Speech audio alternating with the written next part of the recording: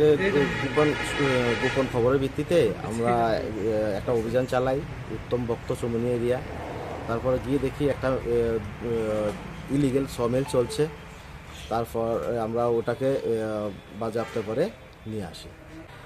একটা সমিল আর এর সাথে একটা জেনারেটর।